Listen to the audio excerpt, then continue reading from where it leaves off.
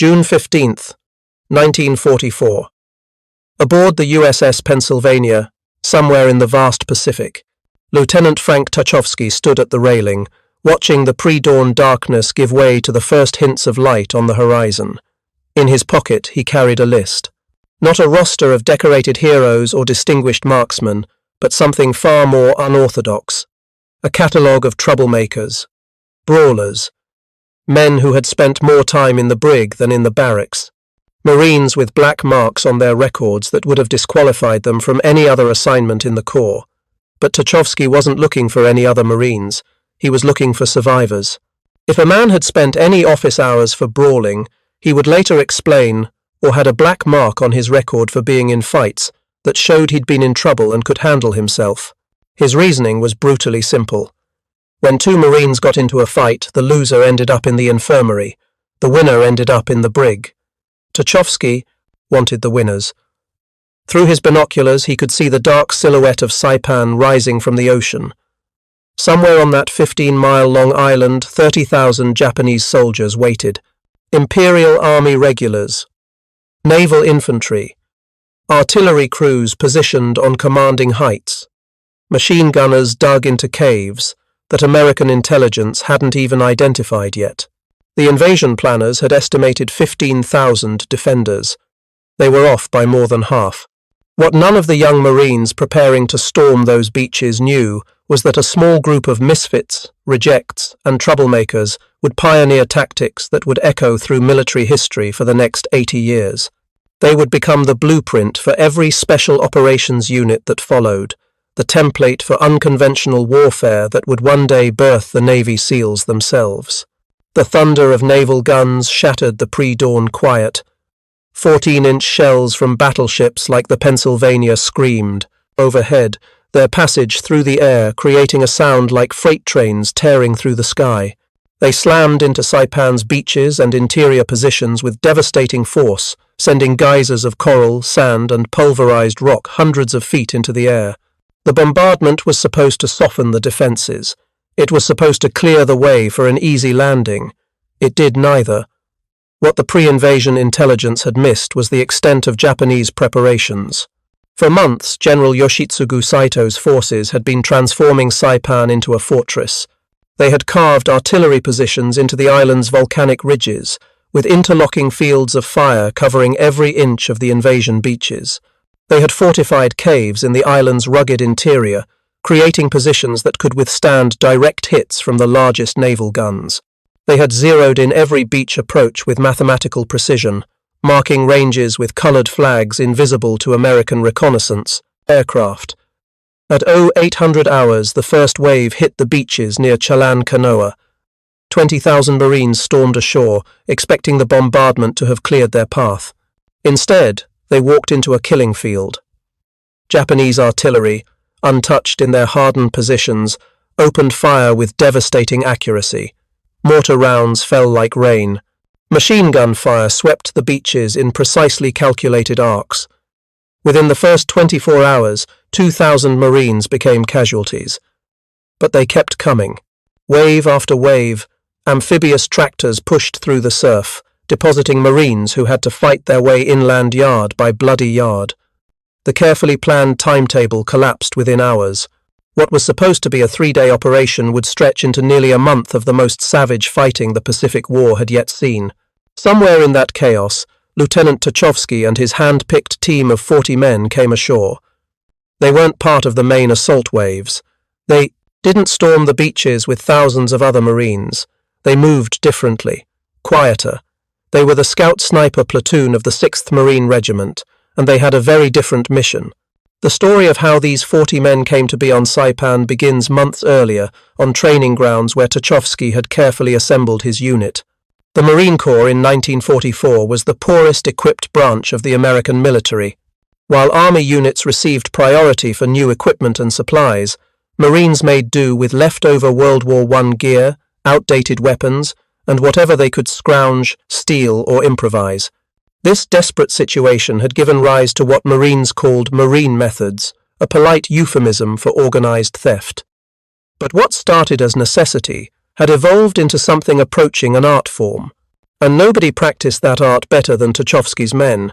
They didn't just steal supplies. They stole with such audacity, such brazen skill, that they earned themselves a nickname that would follow them into battle, the 40 Thieves. They raided army supply depots with the precision of military operations. They liberated navy provisions with such regularity that quartermasters posted guards specifically to watch for them. They acquired weapons, ammunition, equipment, and even luxury items that technically existed nowhere in the Marine Corps inventory. When the unit needed a bazooka for a training exercise, they didn't requisition one through proper channels. They stole one. When they needed better rifles than their issued Springfields, they found a way to get them. But Tachovsky didn't recruit these men for their sticky fingers. He recruited them for something far more valuable. He needed men who could think independently in situations where the rulebook didn't apply. Men who had already proven they could operate outside the rigid structures of military discipline when circumstances demanded it. Men who, when faced with an impossible situation, would find a third option that nobody else had considered. The selection process was as unconventional as the unit itself. Tachovsky didn't want the parade ground Marines who could execute orders perfectly. He didn't want the by-the-book soldiers who followed regulations to the letter. He wanted the Marines who had shown up late to formation because they were busy solving a problem their sergeant hadn't even thought of yet. The ones who had gotten in trouble for doing the right thing the wrong way. The ones who had spent time in the brig not because they were cowards or criminals, but because they had more spine than sense. One prospective member had been court-martialed for punching an officer. Tachovsky read the file. The officer had been giving contradictory orders that would have gotten men killed. The Marine had tried to point out the problem. When the officer persisted, the Marine had solved the problem more directly. Tachovsky recruited him immediately. Another had a record of repeated insubordination. Tachovsky dug deeper. Every instance of insubordination had occurred when the Marine had identified a better tactical approach than his superiors had ordered. He hadn't been defying authority for its own sake. He had been trying to keep his squad alive. Tachovsky added him to the roster. A third had been caught stealing from army supply depots. Most officers would have seen a disciplinary problem. Tachovsky saw initiative, planning ability, and the courage to take risks. The man could infiltrate a guarded compound, identify valuable resources, and extract them without being caught. Those were exactly the skills a scout sniper needed. Tachovsky made him a team leader. The training was brutal. Tachovsky pushed his 40 Thieves harder than any other unit in the 6th Regiment. They learned to move through jungle terrain in complete silence, a skill that seemed impossible until they mastered it. Every step had to be calculated. Weight, distribution, foot placement, the angle at which branches were pushed aside. Even breathing had to be controlled, reduced to shallow inhalations that wouldn't carry sound through the still jungle air. They mastered hand-to-hand combat techniques that went far beyond standard Marine Corps training, studying silent killing methods that would allow them to eliminate sentries without alerting nearby positions. These weren't sporting techniques. There were no rules, no honor codes, no second-place finishes. They learned to kill with their hands, with knives, with improvised weapons, with anything they could find. They learned to approach silently from behind, to strike at precise points that would cause instant unconsciousness or death without allowing a victim to cry out.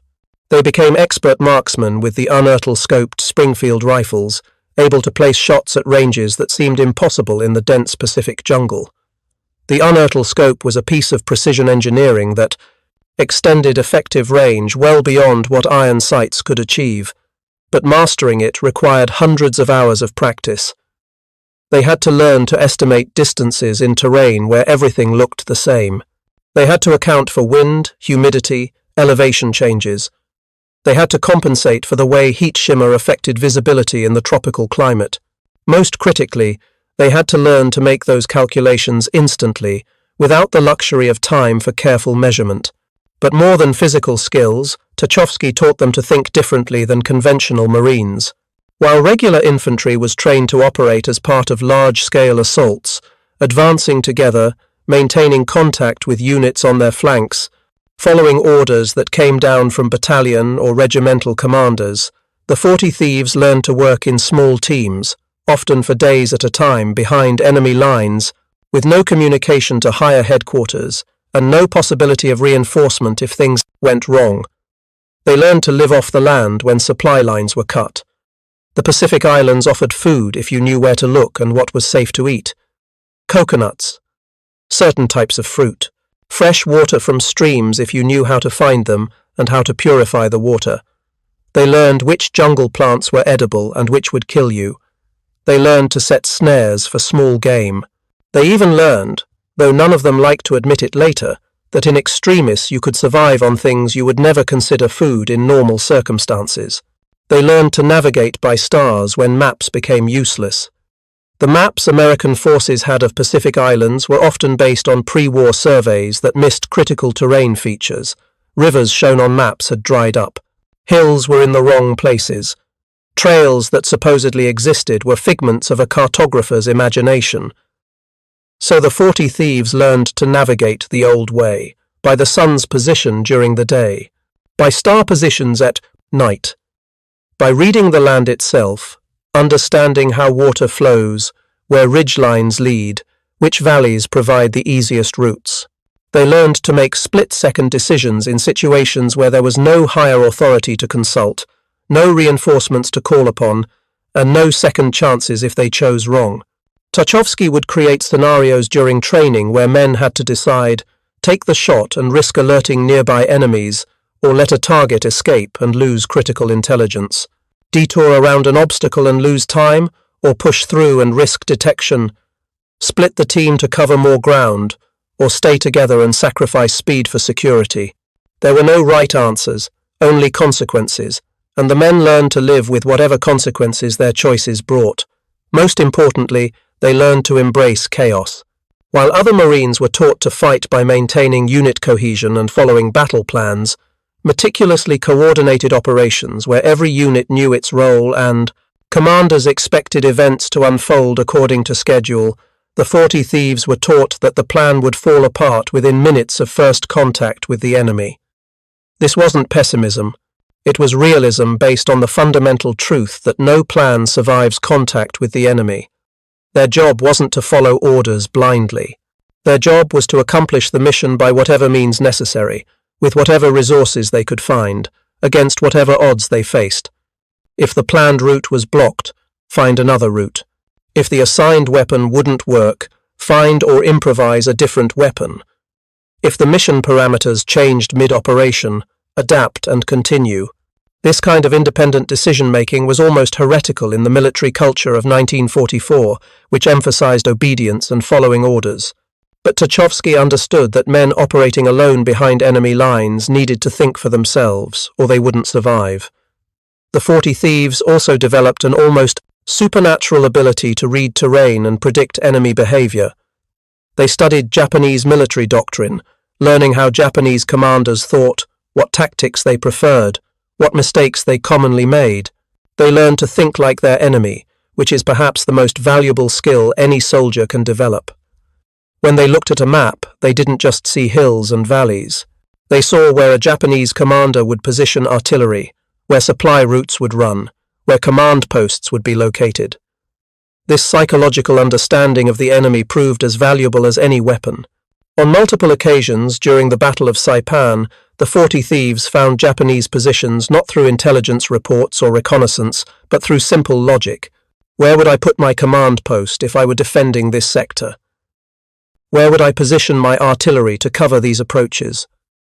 Where would I establish my supply dump to stay hidden from aerial observation while remaining accessible to frontline units? Time and again, their predictions proved accurate. By the time they boarded ships for the invasion of Saipan, Tachovsky's 40 thieves had become something unique in the Marine Corps. They weren't regular infantry, trained to advance in coordinated formations and hold defensive positions. They weren't artillery, trained to deliver indirect fire in support of maneuver units. They weren't armor, trained to exploit breakthroughs with mechanized forces. They were something new, something that didn't fit into conventional military taxonomy, something that wouldn't even have a proper name for another 18 years, when President John F. Kennedy would formally establish the Navy SEALs. But in spirit, in tactics, in their entire approach to warfare, they were already special operations soldiers. They thought differently. They fought differently. They succeeded in situations where conventional forces would have failed, and they were about to prove their worth in one of the bloodiest battles the Pacific War would see. The island that awaited them was a nightmare of volcanic rock, dense jungle, and caves perfect for defense. Saipan measured roughly 5 miles wide and 15 miles long, shaped vaguely like a pistol. But those bland statistics concealed terrain that would make even experienced jungle fighters doubt their training. The island's interior was dominated by Mount Tapotch, rising 1,550 feet above sea level. From its peak, Japanese observers could see the entire American landing zone, every movement, every advance, every vulnerable position. The mountain wasn't just an observation post, it was the anchor point for the entire Japanese defense. Artillery positions on its slopes could rain fire down on American forces anywhere on the island. Machine gun nests carved into its volcanic rock provided interlocking fields of fire across the approaches. Caves and tunnels honeycombed the mountain's interior, creating defensive positions that were essentially immune to naval bombardment. Japanese military doctrine called for a defense in depth. Rather than trying to stop the American landing at the water's edge, which naval gunfire made nearly impossible, they would allow the Marines to come ashore. Then they would bleed them. Every yard would cost American lives. Every ridge would become a killing ground. Every cave would have to be cleared with grenades, flamethrowers, and the lives of young Marines who would never see home again.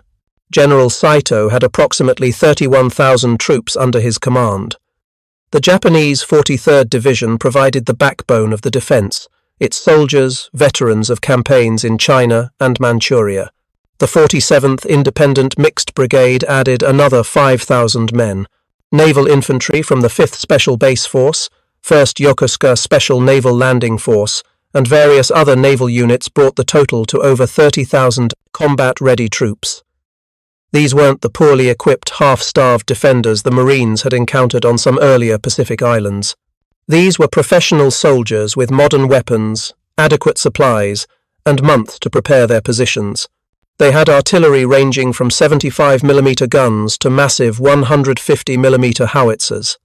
They had tanks, though the mountainous terrain limited their effectiveness. Most importantly, they had the absolute conviction that they would die on Saipan rather than surrender. Into this fortress, the 40 thieves would have to penetrate, not with massive firepower, not with overwhelming numbers, but with stealth, cunning, and a willingness to take risks that would make conventional commanders blanch. Their first mission came within hours of the landing. While regular Marine units were still fighting to secure the beachheads, battling Japanese defenders who had survived the naval bombardment and were fighting from prepared positions just inland from the beaches, Tachovsky received orders to conduct reconnaissance ahead of the main advance. The Marines needed to know what lay beyond the immediate landing zones. Where were the Japanese strong points that aerial reconnaissance had missed? What routes could support an advance by heavy equipment? What positions threatened American artillery and supply lines being established on the beaches? For a conventional reconnaissance patrol, this would have meant probing forward cautiously, advancing until they took fire, then retreating to report what they'd learned. It was a process that cost lives and time, and often provided only fragmentary intelligence because the enemy would withdraw or reposition once they knew they'd been spotted. The 40 thieves had a different approach, one that would seem impossibly risky to conventional commanders but which their training had prepared them for. 6 men, moving in near silence through terrain that Japanese POMs, forces considered secure, penetrated 2 miles behind Japanese lines on the first night of the invasion. This wasn't a cautious probe. This was a deep reconnaissance mission that took them through Japanese-held territory, past defensive positions, supply points, and rear area installations. They moved through terrain that Japanese commanders considered impassable in darkness, using night vision techniques they had developed during training. The human eye can adapt to darkness if given time. The 40 thieves had trained themselves to preserve that night vision, to move in near total darkness using only starlight and their intimate knowledge of jungle terrain. They passed within yards of enemy positions, so close they could hear conversations among Japanese soldiers, smell the food being cooked, see the glow of cigarettes in the darkness. This proximity wasn't accidental. They had learned that the safest place to observe the enemy was often the place the enemy least expected to be observed. Japanese sentries watched the approaches from American-held territory. They expected threats to come from the front.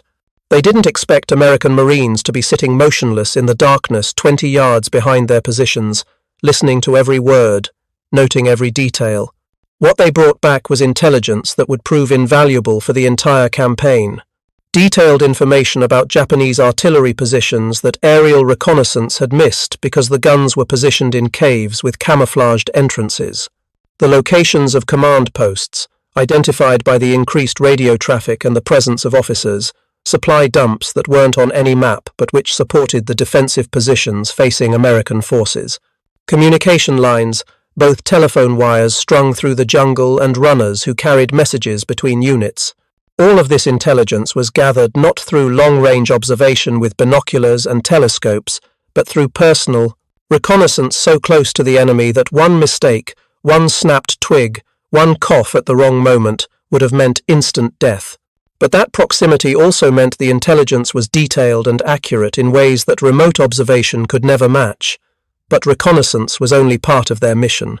As the battle for Saipan intensified, with American forces pushing inland against fierce resistance, the 40 Thieves began conducting direct action operations that would define special operations warfare for decades to come. These weren't just scouting missions. These were deliberate attacks on high-value targets behind enemy lines, operations that combined intelligence gathering with direct combat action. On June 17th, the third day of the invasion, Japanese forces launched a massive counterattack designed to drive American forces back into the sea. This was classic Japanese defensive doctrine. Allow the enemy to land, then hit them hard before they can consolidate their position and bring their full strength to bear. Tanks rolled toward American positions, Type 95 light tanks that were obsolete by European standards but still dangerous against infantry in the close terrain of Saipan. They were supported by infantry attacks across the entire line, waves of soldiers charging American positions with the same ferocity that had characterized Japanese attacks since the beginning of the war. The counterattack threatened to break through American lines at multiple points. Conventional forces were fully engaged in desperate defensive battles.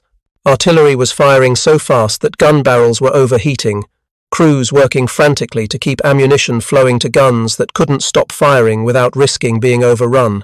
Every Marine was needed on the firing line, filling gaps, reinforcing threatened positions, carrying ammunition to positions that were running low. Machine gunners fired until their weapons jammed from heat, then cleared the jam and kept firing. Riflemen fired until their ammunition ran out, then picked up weapons from fallen comrades and kept fighting. But Tachovsky, watching the battle develop from a vantage point that gave him a view of the larger tactical situation, saw something that higher commanders couldn't see from their command posts further back from the fighting. The Japanese were committing their reserves to this assault, pulling troops from defensive positions throughout their sector to mass for this attack, which meant their rear areas, the supply points and communications hubs and command posts that supported the assault, would be lightly defended for the first time since the invasion began. It was the kind of opportunity that conventional military doctrine said you couldn't exploit because it required troops you didn't have. Every available Marine was on the line. There were no reserves to send on flanking maneuvers or raids into rear areas, except that Tachovsky's 40 Thieves weren't committed to the defensive line. They operated independently, and this was exactly the kind of situation their training had prepared them for. While thousands of Marines fought to hold the line against the Japanese counterattack, 8 members of the 40 Thieves moved through the chaos into Japanese-held territory.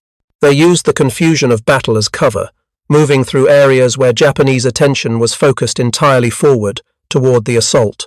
They found what they were looking for deeper in Japanese territory, a supply dump supporting the counterattack, ammunition for the artillery that was pounding American positions, fuel for the tanks pushing toward American lines, food and water for the assault troops, medical supplies for treating casualties.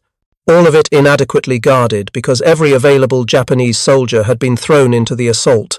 They didn't call in an airstrike, which would have been the conventional response to discovering such a target. They didn't request an artillery barrage. Either option would have required time for the request to move up the chain of command, time for fire support to be coordinated, time for aircraft or artillery to actually deliver the ordnance. By then, the Japanese would have detected the threat and either defended the supplies or moved them. More critically, any such attack would have alerted the Japanese to the fact that American forces had penetrated their rear areas, causing them to increase security and making future operations far more difficult. Instead, the 8 Marines used a more direct approach, one that would become a hallmark of special operations warfare. They moved in silently, eliminating the handful of guards without firing a shot. These weren't combat troops. They were rear echelon personnel, supply clerks and labourers who hadn't expected to see combat and who died without understanding what had hit them. The 40 Thieves placed explosives with the precision of combat engineers, positioning charges to cause maximum destruction.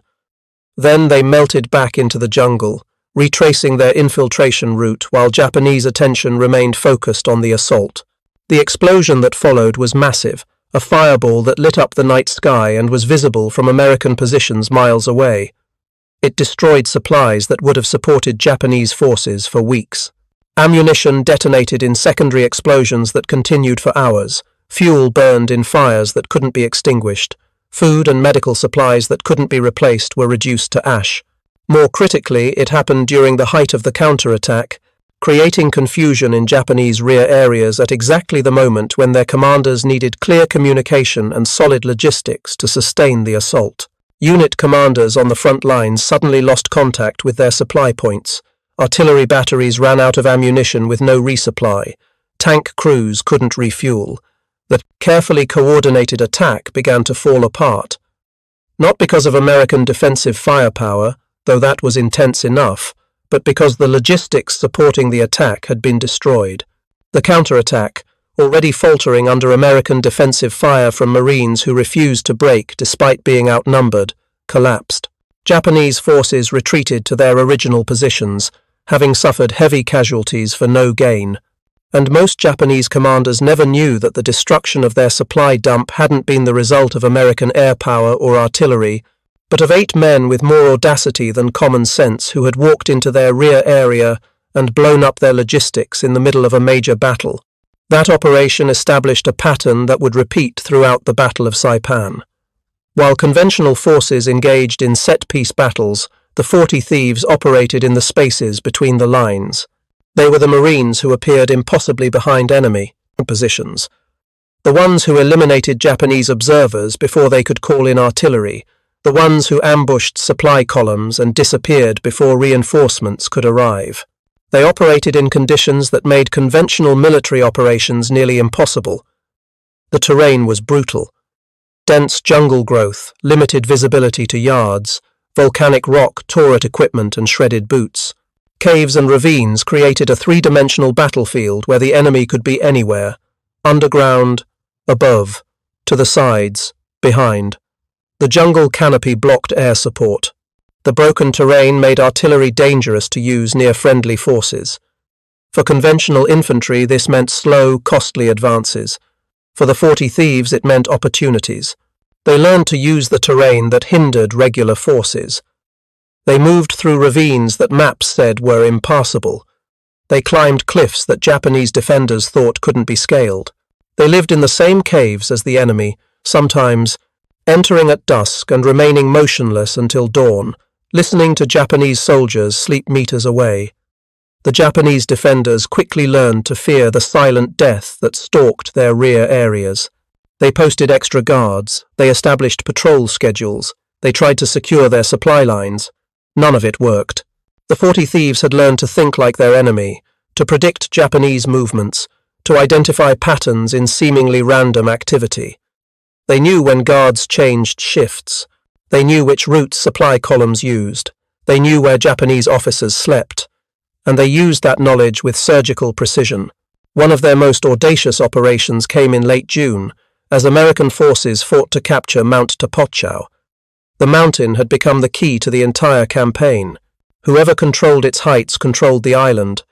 Japanese forces had fortified every approach. Marines attacking up its slopes faced interlocking fields of fire from multiple directions. Artillery support was limited because the Japanese positions were so close to American lines. Every assault was beaten back with heavy casualties. The 40 Thieves studied the problem from a different angle. The Japanese had concentrated their defences on the approaches they expected the Marines to use, but there was another approach. A cliff face on the mountain's northern side, so steep that Japanese commanders hadn't bothered to defend it. They assumed it was unclimbable, especially by troops carrying weapons and equipment. They were wrong. Under cover of darkness, 12 members of the 40 Thieves approached the cliff. They had stolen climbing equipment from a Navy supply depot weeks earlier, equipment that technically wasn't even issued to Marines. They had practiced on similar terrain during training, and they had the absolute confidence that only comes from repeatedly succeeding at missions that should have been impossible. The climb took 3 hours. 3 hours of moving in near silence up volcanic rock in total darkness, with Japanese positions meters above them. 3 hours when one dislodged rock, one cough, one metallic click would have alerted defenders and ended with grenades tumbling down the cliff face. But they made it. They reached a position above Japanese lines, a small shelf of rock that gave them observation over the entire northern defensive sector. What they saw changed the course of the battle. The Japanese defences that looked impregnable from the front had vulnerabilities from above. Command posts, artillery positions, supply routes, all visible from this one impossible vantage point. The 40 Thieves called in precise coordinates to American artillery. When the bombardment came, it struck with devastating accuracy, hitting positions that aerial reconnaissance had never identified and frontal assaults had never reached. Within 48 hours, American forces had breached the Japanese lines on Mount Tapotch, the Tatars. Position that had seemed impossible to take fell, because 12 Marines had climbed a cliff in the dark and called in fire on targets nobody else could see, but the most brutal fighting was still ahead. As June turned to July, Japanese forces retreated to the northern end of the island. They weren't running. They were consolidating for a final stand. General Saito knew the battle was lost. American forces had cut the island in half. Reinforcements would never arrive. The combined fleet had tried to intervene but had been decisively defeated in the Battle of the Philippine Sea, losing 3 aircraft carriers and hundreds of planes in what American aviators called the Great Marianas Turkey Shoot. Saito faced the same choice every Japanese commander faced as the Pacific War progressed. Surrender was not an option. Japanese military culture considered surrender the ultimate dishonor. Officers carried swords not just as weapons but as tools for ritual suicide should capture become imminent. Soldiers carried grenades with the understanding that the last one should be saved for themselves. But if surrender was impossible and defeat was inevitable, Japanese doctrine called for one final option: take as many Americans as possible into death with you. On July 7th, in the pre-dawn darkness, General Saito issued his final orders. Every able-bodied soldier would participate in one massive banzai charge. They would attack with everything they had. Rifles, bayonets, swords, spears fashioned from bamboo, bare hands if necessary. They would overwhelm American positions through sheer ferocity and numbers. They would die, yes, but they would die as warriors, and they would make the Americans pay in blood for every yard of Saipan. What followed was the largest banzai charge of the Pacific War. Over 4,000 Japanese soldiers, many of them already wounded, some barely able to walk, poured out of their positions in a human wave. They screamed banzai as they charged, a war cry that meant 10,000 years, a prayer for the Emperor's eternal reign. They came in waves that seemed endless, crashing against American lines like tsunami waves against a seawall. The initial assault hit elements of the Army's 105th Infantry Regiment. These were soldiers who had already been through weeks of savage combat. They were exhausted, low on ammunition, dealing with casualties from constant Japanese artillery fire. And suddenly they faced thousands of screaming Japanese soldiers charging directly at their positions in the dark. The fighting that followed defied description. Artillery fired at point-blank range directly into the Japanese charge. Machine guns fired until their barrels melted. Marines and soldiers fought hand-to-hand with bayonets, knives, entrenching tools, fists, anything that could kill.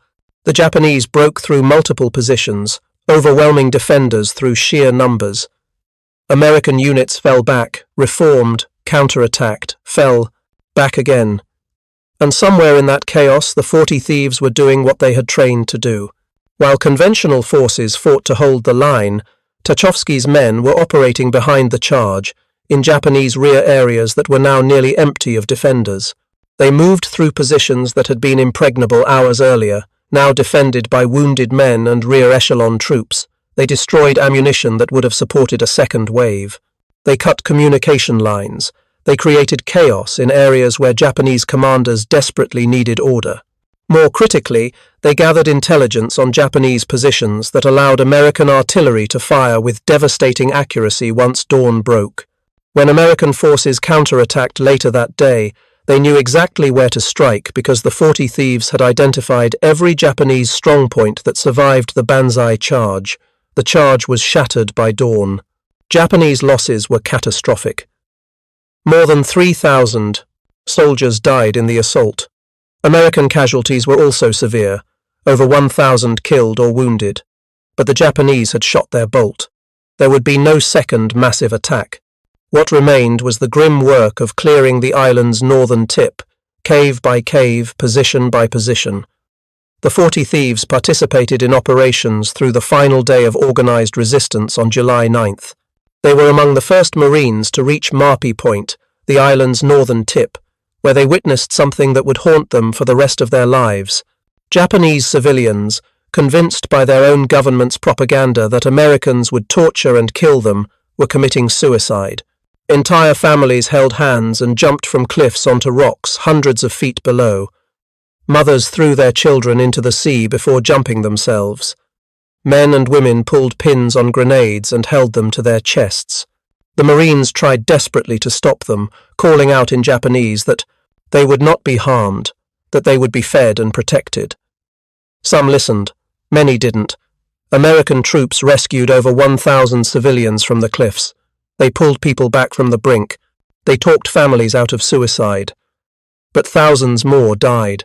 The cliffs where this occurred would forever after be known as Suicide Cliff and Banzai Cliff, monuments to the tragic waste of a war that had turned civilians into casualties as surely as soldiers. When Saipan was declared secure on July 9th, the statistics told a story of unprecedented violence. Over 30,000 Japanese military personnel had died defending the island. Fewer than 2,000, many of them Korean laborers rather than Japanese soldiers, had been taken prisoner. American forces had suffered over 16,000 casualties, including over 3,000 dead. The casualty rate exceeded 20% of the assault force, comparable to the bloodbath at Tarawa. But those numbers only told part of the real story. The real significance of Saipan lay not in the battle itself, but in what came after. With Saipan in American hands, B-29 bombers could reach Japan itself. Construction of air bases began before the island was even declared secure. By November, American bombers were launching strikes on Tokyo, beginning a strategic bombing campaign that would devastate Japanese cities and cripple their industrial capacity. The loss of Saipan forced the Japanese government to admit, for the first time, that the war wasn't going as propaganda had claimed. Prime Minister Hideki Tojo resigned. The Japanese High Command began planning for the defense of the home islands, knowing that American forces could now strike at will. The path to final victory had been paved with the bodies of those who fell on Saipan's volcanic slopes. And in that larger strategic picture, the 40 Thieves had played a role far exceeding their small numbers. Over the course of the battle, Tachovsky's platoon had conducted over 50 operations behind enemy lines. They had destroyed supply dumps. They had eliminated Japanese observers and forward artillery spotters. They had provided intelligence that allowed American forces to strike at Japanese weak points rather than battering uselessly against fortified positions. They had done all of this while suffering only 3 casualties over the entire campaign, a survival rate that seemed impossible given the operations they had conducted. But their greatest contribution wasn't measured in destroyed supplies or eliminated enemies. It was in proving that a new type of warfare was possible.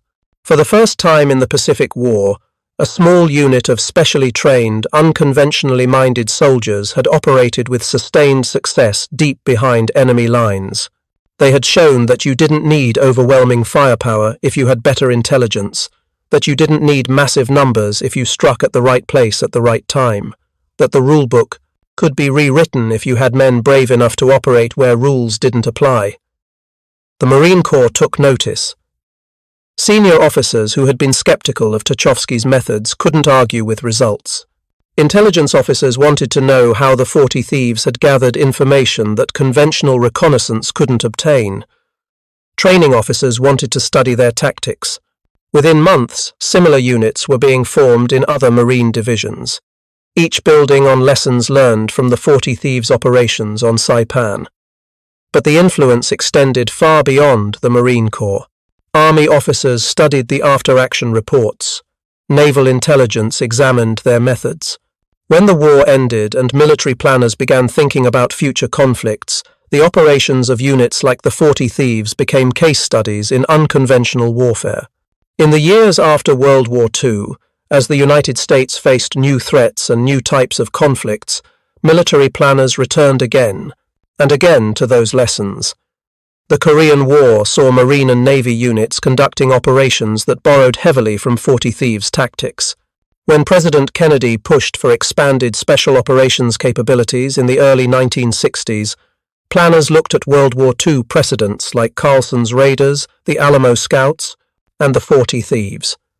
On January 1, 1962, the United States Navy formally commissioned SEAL Team 1 and SEAL Team 2. The acronym stood for Sea, Air and Land, reflecting the multi-domain operations these units would conduct. Their mission was to conduct unconventional warfare, direct action, special reconnaissance, counter-terrorism, and foreign internal defense. They would operate in small teams, often behind enemy lines, using stealth and intelligence rather than overwhelming firepower. They would, in other words, fight exactly the way the 40 Thieves had fought on Saipan 18 years earlier. The connection wasn't accidental. Many of the officers who shaped the early SEAL teams had studied World War II special operations. They had read the after-action reports from Saipan. They had interviewed veterans of units like the 40 Thieves. They had examined what worked and what didn't in the crucible of Pacific combat. The DNA of those World War II units ran through the new SEAL teams like a genetic inheritance. The emphasis on unconventional thinking came from officers like Tachovsky, who recruited men others considered problematic. The focus on small unit tactics came from operations where 6 or 8 men accomplished missions that would have required a company of conventional troops. The integration of intelligence gathering with direct action came from learning that knowing where to strike was as important as how to strike. Even specific tactical innovations pioneered by the 40 Thieves became standard SEAL operating procedures. Moving through terrain considered impassable became routine. Operating for days behind enemy lines with no resupply became known as special reconnaissance missions. Using enemy equipment and captured supplies became part of training. Silent elimination of sentries using hand-to-hand combat became a core skill. The selection process evolved directly from Tachovsky's methods. Modern special operations units don't just look for physical capability. They look for mental resilience, creative thinking, and the ability to operate independently. They want people who can solve problems nobody anticipated in environments nobody prepared them for. They want the kind of Marines who would have ended up on Tachovsky's list, the ones with just enough disrespect for authority to think for themselves. But perhaps the deepest influence was cultural. The 40 Thieves had operated with a mindset that put mission success above everything else. They didn't worry about regulation uniforms or proper equipment. They didn't get caught up in military bureaucracy or rigid hierarchies. They focused relentlessly on the objective and figured out how to achieve it using whatever means came to hand. That same mindset defines modern special operations culture. SEALs talk about doing whatever it takes to accomplish the mission. That philosophy comes directly from men like the 40 Thieves, who stole a bazooka when they needed one and didn't apologize. Modern special operators are taught to embrace chaos and uncertainty rather than fear it. That lesson was learned on the volcanic slopes of Saipan, where the 40 Thieves turned impossibly difficult terrain and conditions into advantages rather than obstacles. The legacy extends beyond tactics and culture to the fundamental question of how nations fight wars. World War II was largely won through industrial might. America produced more ships, more planes, more tanks than any enemy could match. We overwhelmed opponents with material superiority and the mass mobilization of millions of soldiers. But the 40 Thieves showed a different path to victory. They showed that a handful of highly trained, highly motivated individuals could achieve results far exceeding their numbers. That insight shaped American military thinking for the next 80 years. As conflicts became more complex, as clear front lines disappeared, as enemies became insurgents and terrorists rather than uniformed armies, the importance of small, elite units only grew. From Vietnam to Iraq to Afghanistan, from counter-terrorism to hostage rescue to training foreign militaries, missions that once would have required battalions were being accomplished by SEAL teams. The men who formed the 40 Thieves never knew the influence they would have. Most of them went home after the war and tried to build normal lives. They worked regular jobs. They raised families. They rarely talked about what they had done on Saipan. The memories were too painful, the experiences too far outside civilian understanding. For decades, their story remained largely unknown outside the Marine Corps. Lieutenant Tachovsky returned to Pennsylvania after the war. He worked in construction and rarely spoke of his wartime service, even to his own family. It wasn't until after his death in 2011 at the age of 96 that his son Joseph, while going through his father's belongings, discovered the full extent of what the 40 Thieves had accomplished. Documents, photographs, commendations, and personal accounts that revealed a story that had been gathering dust for decades.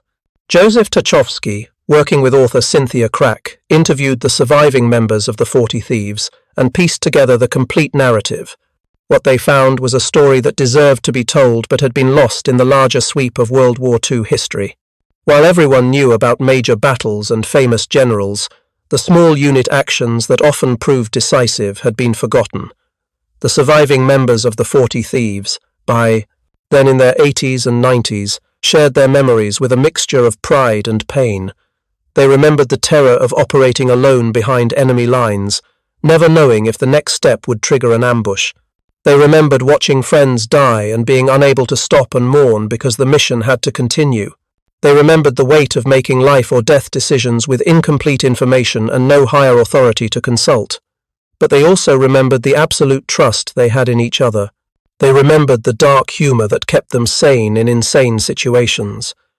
They remembered the satisfaction of completing impossible missions and knowing they had made a difference. And they remembered Lieutenant Tachovsky, the officer who had seen something valuable in men everyone else had written off, who had turned troublemakers into elite warriors. When their story was finally published in 2020, 76 years after the Battle of Saipan, it struck a chord with modern military personnel and civilian readers alike. Here was a story that showed the human side of elite warfare. Not superhuman warriors, but flawed, complicated men who rose to extraordinary challenges. Men who didn't start as heroes but became heroes through circumstances that demanded more than they thought they could give. The book received recognition as one of the best military history works of 2020. But more importantly, it ensured that the story of the 40 Thieves would be passed down to new generations of special operators. Today, at Navy SEAL training facilities, instructors sometimes reference the operations on Saipan when teaching unconventional tactics. At Marine Corps training schools, the 40 Thieves serve as a case study in small unit leadership and independent operations.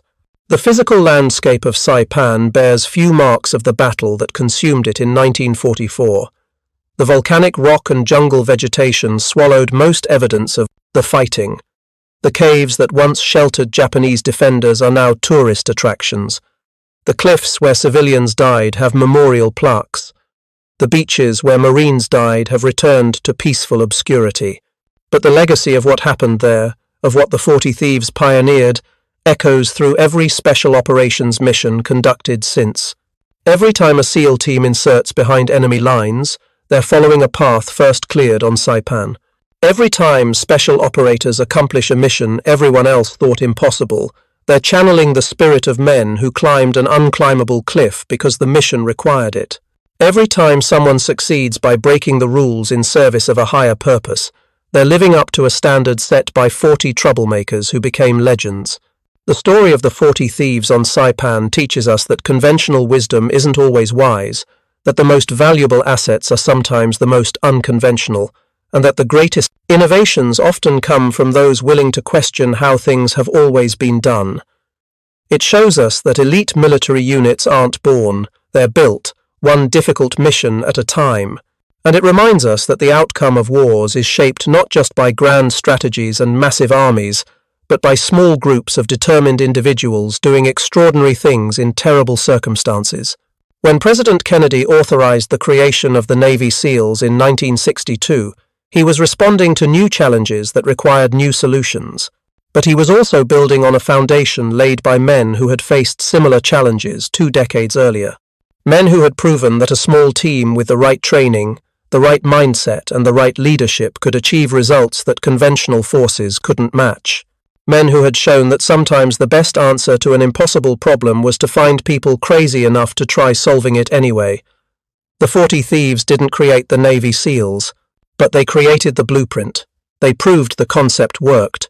They showed that the American military could produce small, elite units capable of sustained operations in the most hostile environments against overwhelming odds. They demonstrated that unconventional warriors, properly led and trained, could become force multipliers whose impact far exceeded their numbers. From 40 misfits and troublemakers on a volcanic island in the Pacific to the premier special operations force in the world, that's the lineage. From men who stole supplies and got into fights to warriors who operate in the most dangerous places on Earth, that's the evolution. The uniforms changed, the equipment improved, the missions evolved with changing threats, but the core remains the same. A small group of highly trained, highly motivated individuals, led by officers who think differently than conventional commanders, accomplishing missions that most people would consider impossible. That formula, refined on Saipan in 1944, continues to define American special operations 8 decades later. And every member of the modern SEAL teams, whether they know the specifics or not, walks in the footsteps of 40 Marines who once showed the world what elite warriors could accomplish when turned loose to fight their own way.